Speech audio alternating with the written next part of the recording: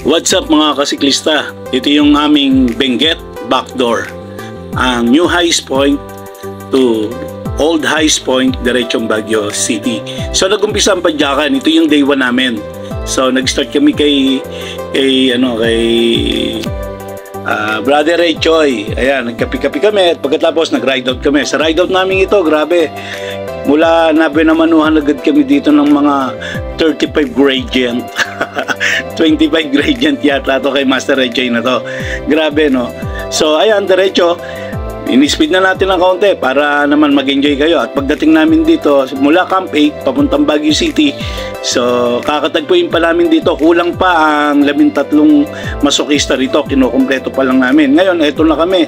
Pagdating namin dito sa may pinaka-ibabaw ng Baguio City, so medyo nagubad kami ng mga jacket dito, medyo hirap na kami. Ayun, nagsha-shoutout si Master Ray Choi pa nga dyan eh. At ayan, si Mechanico Libre. At patuloy ang padjakang ito. At saka ayan, si Master. So, ang matindi nito, so dumiretso kami ng plaza niyan, pumadyak pa kami diyan. Pero dito si BBG nagbold pa nga to eh. Ayan, diretso pumapadyak kami at hinahanap namin si Mike Q at si Nardokista, pati si Padyakerong Tatay. Ang labo nilang kausap. Ang usapan kasi doon sa signage ng Baguio, yung pala nagpainit pa sila, nagkapi-kapi pa sila at kumain pagdating dito. Pero okay lang yon. Ayan na po sila. Pagdating namin dito, nakita na rin namin ng tatlo. Ayan. Ang style iyan pa nga ang pagpapakilala dyan eh. Okay. So habang nagpapainit kasi malamig talaga, kopi-kopi, nagpasya na kami na ayan, dyan pala kami na kompleto. Ayan. So nausto na kami na para sa ride out namin. So dyan yung may nag-withdraw kaming kasamahan dyan. So nabablanko na ako, pasensya na kayo. So ayan, pagkatapos dito, mga fresh na fresh pa kami. Pero ginawa namin ang lahat ng bagay para dito. Excited na kinakabahan talaga ako sa padyakang ito, pero okay lang kasi kahit pa paano nakapag-ensayo. At habang pumapadyak kami, nakita namin ito. So napatigil at namangha talaga ako rito dahil nakita ko ang sea of clouds. Grabe talaga rito. Pero kung magdediretso yung padyakan, okay naman, makakaya. Kaya lang mukhang hindi ka naman mag-e-enjoy kung hindi ka talaga titigil o magsa-side trip sa mga lugar na ito. Ayan sila Brother Ray Choi. At eto, yan. Tingin mo naman kung gaano kaganda ang Sea of Clouds. Diba? Napakaganda. So, itong ginawa namin ito ay backdoor. Benguet backdoor. Mas malupit ito kaysa. At ewan ko kung marami nang nakagawa ng ginawa namin ito ng masokistas. May napapanood ako, pero ang ginagawa naman nilang padyakan ay medyo magaang-lahang. Dito sila nagsisimula sa Baguio City at inuuna nila ang old highest point papuntang new highest point.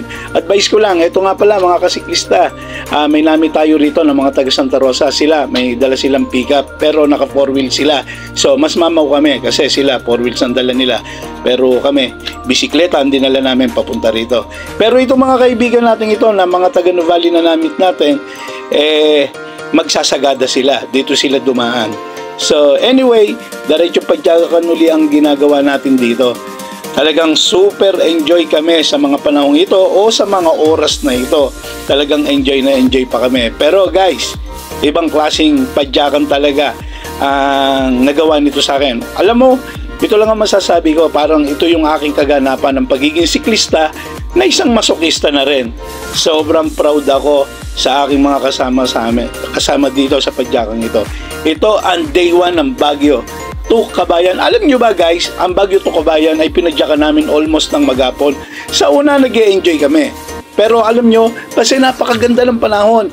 May araw, pero malamig. Pumapadyakan ng tanghali, pero madali kang makarecover. Hindi mo maramdaman ang init kasi malamig nga dito sa lugar ng Baguio. Siyempre, Baguio nga di ba? Malamig naman talaga dito. At habang kami pumapadyak, patigil-tigil kami. Kagaya niyan, tumigil na naman ako. Sobra talagang mapapatigil ka dito mga kasiklista. Kaya kung ako sa inyo, pangarapin nyo na makarating dito. Kagaya ko na nangarap na makarating rito. So, simple lang naman. Parang ito yung naging kaganapan ng aking mga pangarap at hindi na ito mawawala sa kasaysayan ni Jovan Tara Ride. Mawawala si Jovan Tara-Ride sa mundong ito, pero magpapatuloy ang kanyang alaala sa pamamagitan ng video na ito. Maraming salamat sa inyo mga kasiklista. Itutuloy ko ang aking kadaldalan at pagkukwento. Eto, diretso na naman po tayong padyakan. Lumulusong po ako dyan. Pero sa kabila ng aking paglusong, may halong kaba. Kasi alam ko, manipis na naman ang brake pad ko. Makulit kasi ito si Mekaniko Libre. Sinabi ng ayusin, kaya ako nga siya isinami. At puro kalokohan din naman to si Mekaniko Libre, panayang patawa. Pero okay lang kasi napakabait na bata ni Mekaniko Libre. Alam nyo, pinasisikat ko tong batang ito, kagaya ko, na sikat na vlogger na rin. Naniniwala ba kayo doon? Na sikat na ako. Okay, so diretso lang. Pagpasensyahan nyo na at pagbigyan nyo ang aking mga makwela at mga pinagsasasabi. Okay, so ito ang Suicide Ride. Hindi pa to Suicide Ride, pero makikita nyo ang Suicide Ride talaga, guys. Makikita nyo ang Suicide Ride sa day 2. So ito, so mga initial pa lang to, medyo dito pampainit na padyakan pa lang to. Ayan, dito unang stopover namin dito sa May Tulay. At dito kami kumain at pagkatapos itong si Biciclito nyo, si Raulo din to eh. Alam mo ginawa sa akin dito, pagdating namin dito, nagyaya siya sa Hangin Bridge at may toyo talaga. Dinala pa niya ang kanyang bisikleta dito sa Hangin Bridge at pinipilit niyang mamisikleta rito. Pinilit kong ibaba niya, napilit ko naman siya na ibaba niya ang kanyang bisikleta pero mapilit pa rin siya. Kami naman ni Mike Q, nagdiretso kami maglakad. Habang nasa kalagitnaan kami ng Hangin Bridge na ito, grabe ginawa nito ni bisikleta niya, walang tigil na inuga ng inuga ang Hangin Bridge. Akala nga niya naman, maiuhulog niya kami. Pero dito naman, habang kami tumutuloy dito, nagpaplano na may ginagawa na rito si BBG. Si BBG naman ay patuloy na isineset up niya ang kanyang drone para paliparin. Kaya dyan, nag-drone si BBG at mapapanood niyo yun sa vlog ni BBG. Shoutout nga pala kay BBG ha. Subscribe niyo channel ni BBG. So, ayan. So, diretso na naman uli kami. Pumadyak na naman uli kami. Lumulusong na naman kami rito.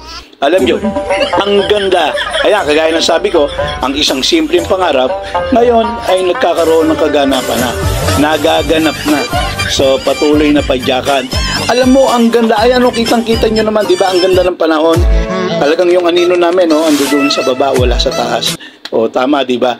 So, makikita nyo, ang ganda ng panahon. Ang naging problema lang namin dito, pagdating ng hapon. Talagang nag-uulan siya. Umuulan talaga pagdating ng hapon. Doon ang nagiging problema. Pero sa unang padyakan, tuyong-tuyo kami, ang lilinis namin. Pero sige lang, hala, ayan na naman. Ito isang part na maganda. Napakamapuno niyan. Pero dyan, may biglang sigo. Dito, may moment akong naalala, ang Sambong. Talagang dito, may pangyayari dito, naalala ko ang Sambong ride dito. Ayan. At saka isa pa ha, pansinin nyo ha, parang ito yung papuntang papuntang Pucado na napakainit na walang kapuno-puno. Ang pagkakaiba dito sa pinapadyakan namin ito, tanghaling tapat pero malamig ang aming pakiramdam sa katawan. Kasi sobrang lamig sa lugar na ito. Ayan, tignan nyo ha. Di ba? Wala man lang kapuno-puno yan, pero ang lamig talaga sa katawan. Kaya sabi ko, yung mga ensayo namin sa Laguna, sa Batangas, yung mga ahon dito sa Laguna at saka sa part ng Batangas, pag nag-ensayo kayo doon at dinala nyo rito sa Padyakan Benguet, I tell you the truth, basic na basic. So tuloy na padyakan. Ngayon guys, ang nakikita nyo, ayan, nag-stop over kami dyan. Medyo nauuhaw na kami, medyo grabing ahon na ang ginagawa namin dyan. And after that dyan, hindi ko na nga lang na-video, pero sa mga video ng mga masokista, makikita nyo, naligo kami dyan sa falls dyan. At pagkatapos nyo, diretsong padyakan na napakahaba. At ayan po tayo ngayon, tumigil tayo sa Bocod View Deck. Grabe, dito, medyo nagpahinga tayo na merong 20 to 25 minutes. Kami, power nap dito. At syempre, hindi natin pinaligtas ang magagandang tanawin dito. Ayan na naman, nag-video na naman tayo. Yung mga hagdang taniman na parang tawagin ni hagdang palayan. Pero ayan, kitang-kita na naman natin. Dito, namangha na kami. Pero sa mga susunod na araw, lalo kami na mga padyakan na naman tayo.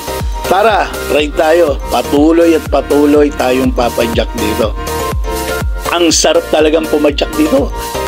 Ngayon, eto na po ang Kalbaryo. Dito, nag-umpisa na po na nakakaramdam na po si Padyakerong tatay. Sila Nardo Kista, nagpapahid na sila ng pampainit kasi nakakaramdam na ng pamumulika. Pero dyan, dinagsana po kami ng malakas na ulan. Ayan po, yung akin po na nakikita nyo yan, basang-basa na po mga gamit ko dyan. Naliligo na po ako sa ulan. Nauna na po dyan si Brother Echoy at saka si Mike Q. Nang panahong time na yan, hindi sila inabutan ng ulan. Pero kami, basang-basa po kami sa ulan na yan. Pero pinasok ko sila sa restaurant, ayan, at pinapakita ko, dyan sa likod ng restaurant, nagkape po kami. At pagkatapos, ayan po ang mga bundok, talagang sobrang ganda. Ang second day, ito, makikita nyo na po. Ito, susunod na mapapanood nyo. Ang day 2, ito na po. Nag-opening prayer po dyan si Jovan Tararay. And after that, sa unang padyakan pa lang, so ang ganda ng sikat ng araw. At saka yung unang padyak namin dyan, may mga ilaw ang karsada, kaya medyo nag-e-enjoy po kami dyan. Ayan, habang pumapadyak kami, meron napa side trip na naman kami dyan. Ito po ang medyo malupit ang padyakan. Dito po, medyo parang gusto ko nang sumeryoso. Kanina ang kulit ko, no? Pero dito, grabe. Pero sige, mamaya, itutuloy ko ang aking kwento. Panoorin niyo po muna ito. Itong part na ito, na day 2 namin, papuntang New Highest Point, medyo mabigat na ang padyakan namin dito. Sa part na ito, medyo nagiging seryoso na kami sa padyakan namin dito. Dito, meron na kaming nararamdaman sa sarili namin. At pati ang aming mga dalang bike, may mga nararamdaman na rin. Pero ganun pa man, diretso kaming pumapadyak. Kaming 13 masokista, diretso ang aming padyakan. Pero sa kabila ng mga pagpadyak namin ito, talagang ando doon na nakakaramdam na kami sa pangalawang araw ng pagod, ng hirap. Ang mga legs namin, mga tuhod namin, pumapadyak na, parang naka-muscle memory na lang talaga yung aming mga legs. Kusa na lang itong tumutulak ng tumutulak. Okay naman yung mga ginagawa namin padyakan. Pero yung mga tatarik talaga, kagaya nito, nang nakikita nyo ngayon, hindi biro po yan. Talaga namang halos binibilang ko, no? Ang ginagawa ko na lang laro habang pumapadyak. Alam nyo kung paano. Ahon na hanggang 10 siko. Pero pagka talaga nakaka-10 siko na puro ahon, makakita ka lang ng banayad, tuwan-tuwa ka na. Mabigat ang padyakang ito. Ang Baguio to Kabayan.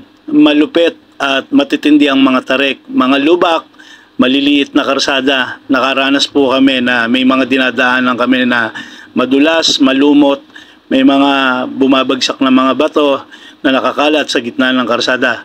Talagang iiwasan mo yung mga batong ito dahil pag nagkamali ka, sesemplang ka pag tinamaan mo sila. So, gano'n ang mga nangyayari sa amin sa padyakang ito. Although talaga namang sumasaya at sumisigla na lang kami kapag nakakakita kami ng mga bundok na magagandang tanawin gaya nito. Talagang halos tayo kaming tantanan ng mga ahon. Pero diretsong padyakan lang dahil isang malaking bagay yung tapusin mo. Parang talagang magiging ganap ang pagiging bikers mo, ang pagiging siklista mo sa bahaging ito.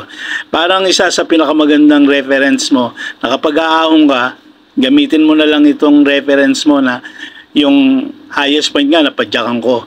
Ito pa kayang mga napapadyakan dito sa part ng Laguna. Siyempre, kaya ko na rin siguro ito. So, ganon.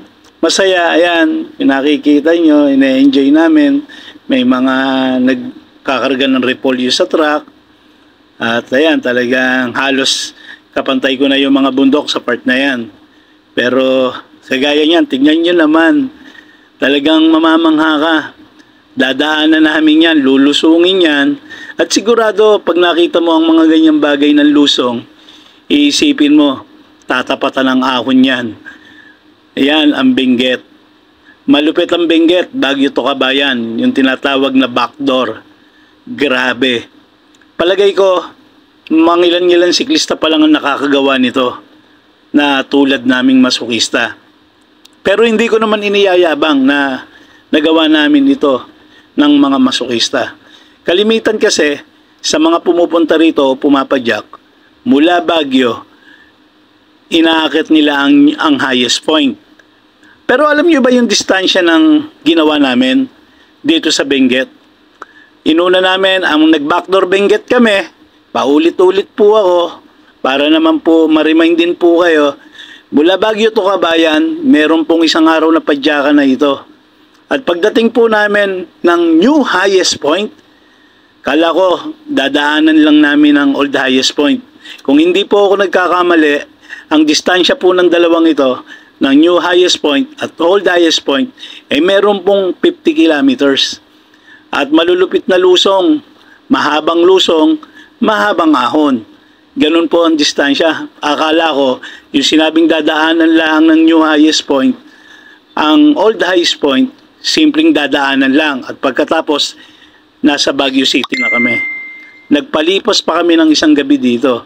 At nung bumababa kami, pagkatapos namin ng new highest point, grabe po ang mga naganap sa amin dito. Dito kung masasabi yung mga pagsubok, bilang isang siklista ay masusubukan ng pagiging siklista mo talaga. Dahil pagdating ng hapon, the same po ng day 1 namin, talagang madilim, umuulan, basang-basa kami at ginaw na po kami sa mga panahong ito.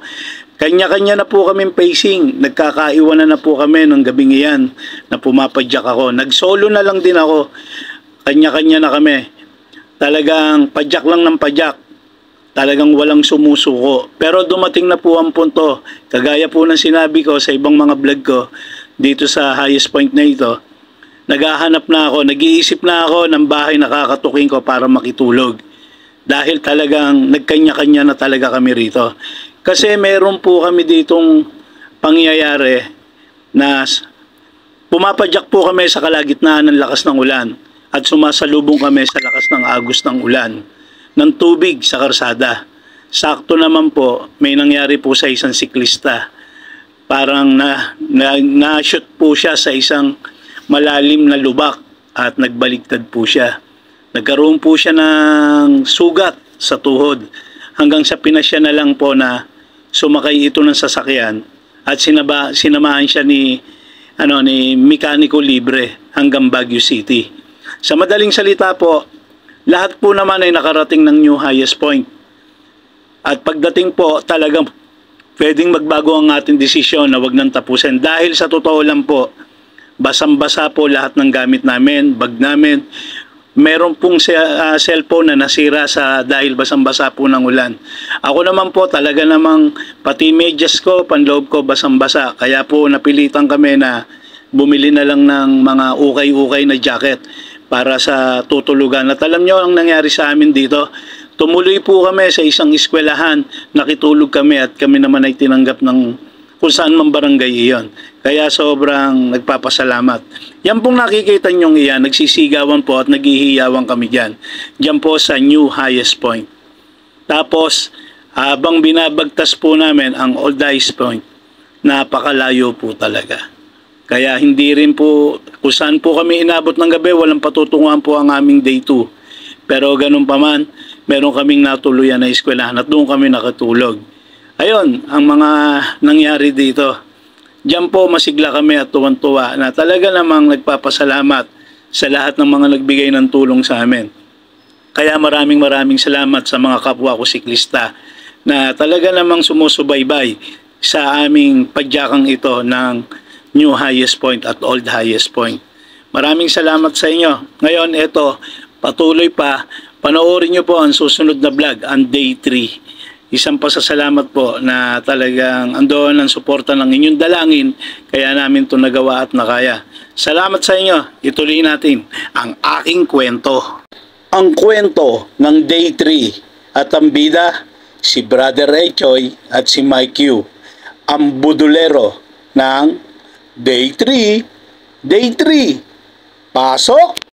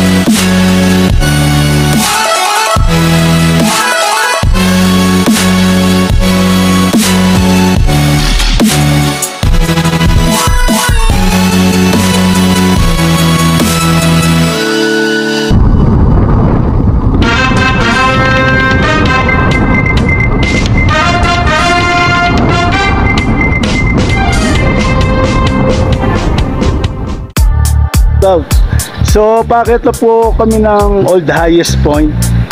So, galing kaming Highest Point kasi ang pinadyakan po namin kanina. Wala akong planong mag-video guys, pero ginawa ko na rin kasi talagang napatigil na naman ako dito sa mga bundok na ito.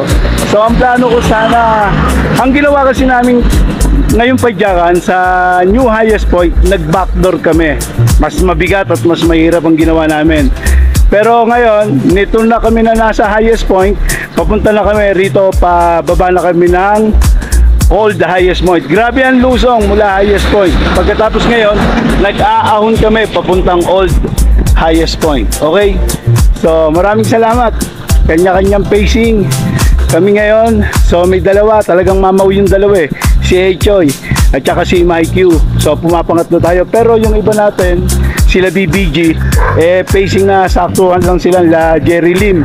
At nila, sino pa ba yun? Sila Bisiklito nyo. Ando doon sila. So sige, tara, ride tayo. Papunta na tayong lumang Highest Point. Umaahon na tayo galing New Highest Point. So from New Highest Point, pupuntahan natin ang Old Highest Point. Samahan nyo si Juban sa ride sa padyakang ito. Today is Monday morning. Pangatlong araw namin dito. You know. Iba-iba kami ng pacing. So si Master Ray Choi saka si Mike Q nauna na. Mamaw talaga yun eh. So pumapangatlo tayo. Makaya sana to.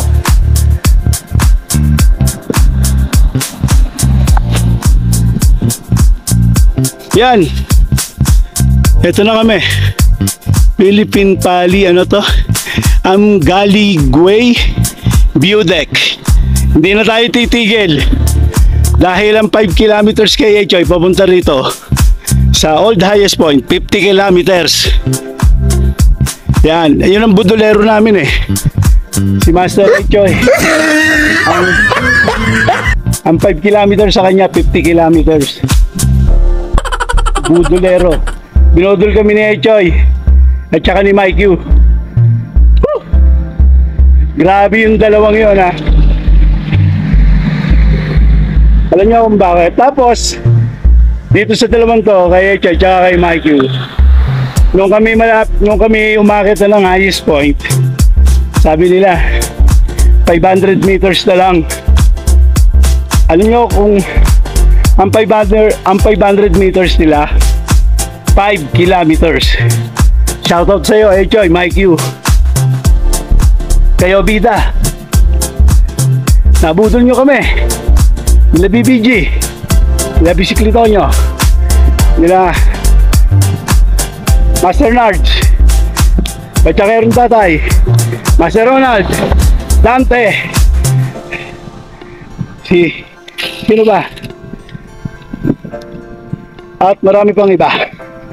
Marami. Sino pa? Nabablangko ko. Tara, ride na tayo.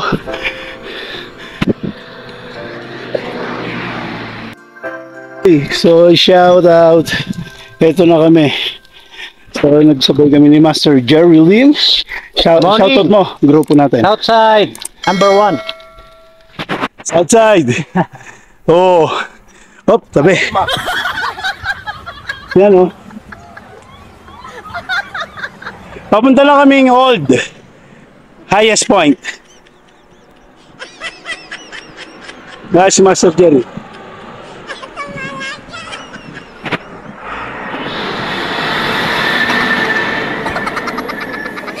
Ha? Yun. Pinapad ka ng Southside. Bikers ka ng malakas.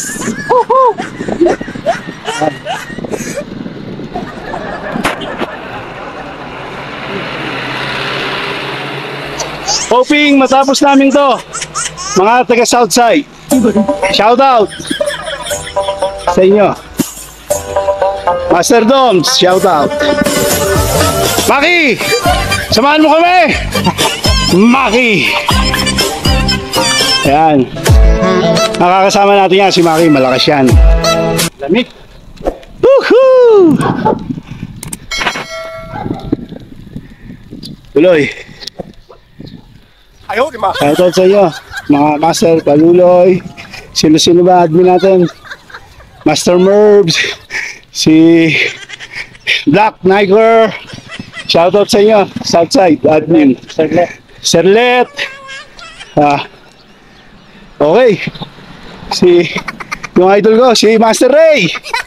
Shoutout sa iyo. Yan, oh. Lagi na lang kayo magkasama ni Maki. Ayaw nyo na ako isama. Kayo na lang.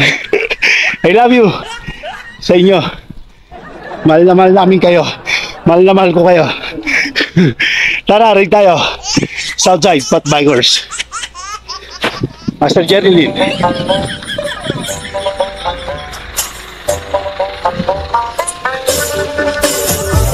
Ni Jerry Lynn, first stopover namin.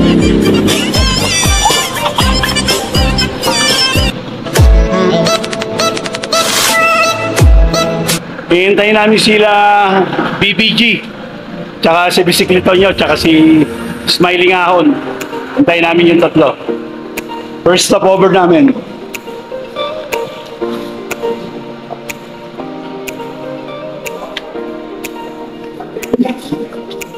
Ano?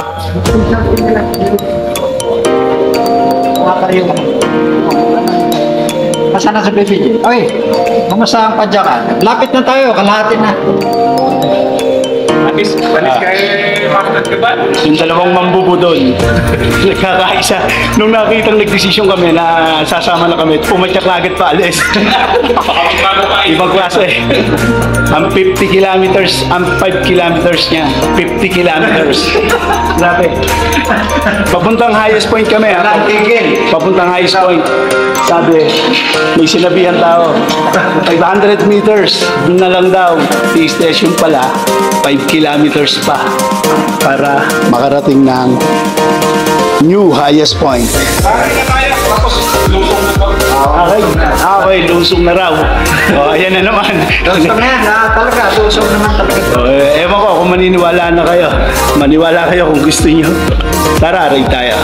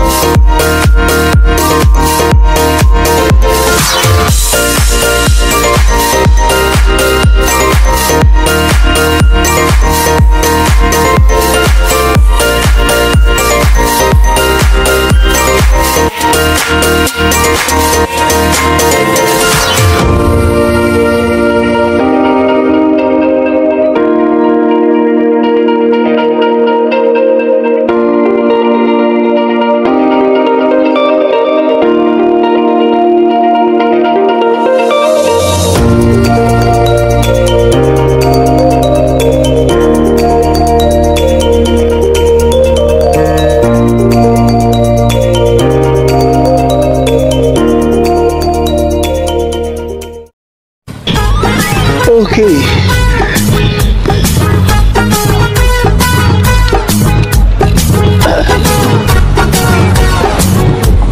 Okay. mga kasiklista, shoutout sa inyong lahat. Ito na yung ang lumang highest point. Ito na. Okay. So, almost done. Lapit na tayo.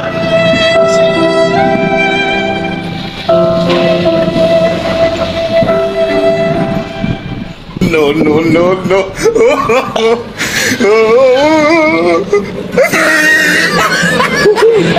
Sarap.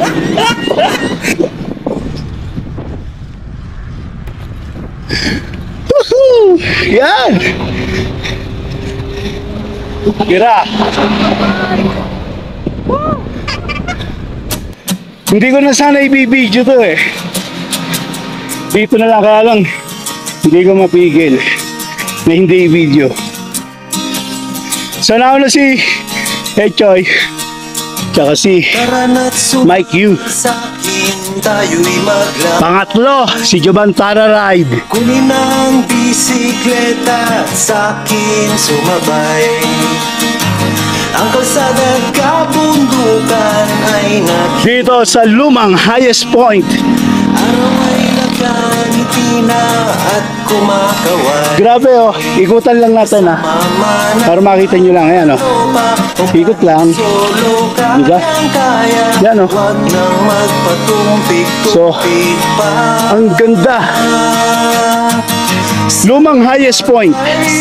Natapos na po namin yung new highest point. Doon kami galing. Papunta rito. Jovan Tara Ride. Mamangha at magugulat sa makikita ng mata. Saan sila? At kung saan ka dadalhin ang iyong paa. Yun. Si Echoy. Woo! Unlock!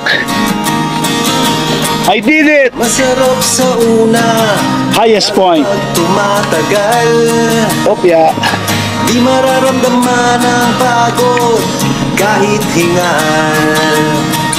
Magagandang mga tanawin ang naghihirap Master. sa atin. Huwag ka nang babagal pa. Unlock! Jovan Tara Ride. Sa highest point. Shout out. Jovan Tara Ride. Sa highest point. Tanggal ang iyong All the highest point. At All, Benguet. all the highest point. Atok Benguet. Mamangha ka at magugulat sa makikita Laging champion. ng mata. Yung dalawa. Si Mike Yu. At kung And saan ka si dadalhin Master ang iyong Echoy.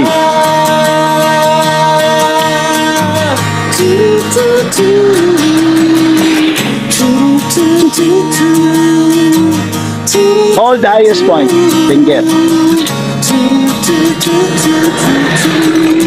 At magugulat sa makikita ng mata.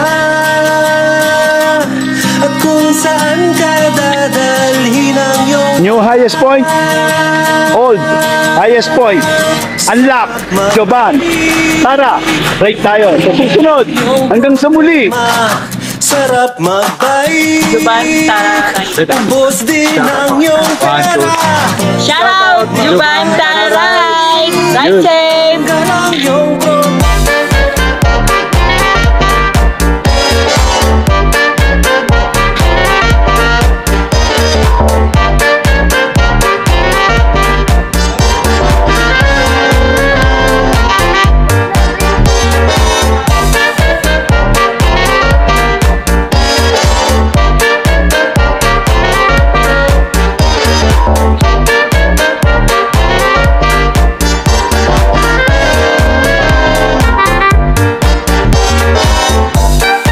Nakita kami mga taga Kabuyaw rin, no? Santa Rosa, Laguna, Kabuyaw, Laguna. Hello. Okay, ayan, no? So, YouTube channel, Jovan Tara Ride. Pa 3 days na namin dito. Tara, ride tayo.